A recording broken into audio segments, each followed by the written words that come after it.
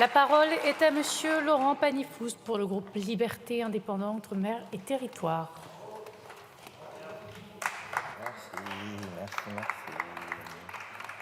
Merci.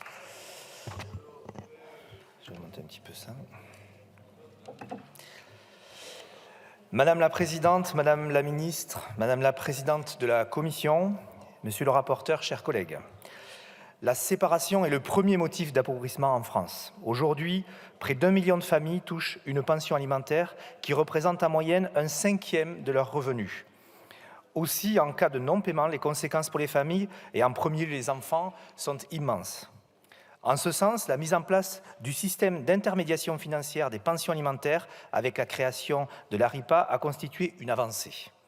Aussi bien pour garantir le versement en temps et en heure des pensions, mais aussi pour éviter des tensions entre les parents. À l'époque, il était estimé que 30% des pensions alimentaires n'étaient pas payées ou payées irrégulièrement. Et faute de signalement, les procédures de recouvrement prenaient du temps, voire n'existaient pas. Le montant des sommes recouvrées a depuis augmenté de moitié et les procédures ont pu être allégées pour les parents. Toutefois, on constate aujourd'hui quelques lacunes dans ce dispositif qui pourraient être facilement comblées. C'est l'objectif de cette proposition de loi qui propose de rendre les enfants majeurs éligibles au service d'intermédiation financière des pensions alimentaires.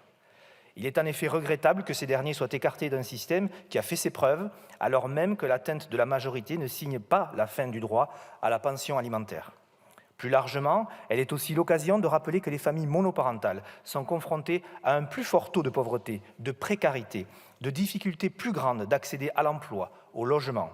Les femmes sont d'ailleurs surreprésentées parmi ces familles et les enfants sont les premiers à en souffrir. Aussi, nous appelons à nous saisir davantage de la situation des familles monoparentales, qui représentent une famille sur 4 et pour qui tous les obstacles se superposent. C'est tout l'objet du travail transpartisan qui est actuellement mené, avec à terme l'idée d'aboutir à un statut et surtout à un accès facilité aux droits, notamment au logement, à l'emploi ou à la garde des enfants. Le groupe LIOT soutient cette démarche et c'est pourquoi nous voterons pour cette proposition de loi. Je vous remercie. Merci, Monsieur Panifoust. La parole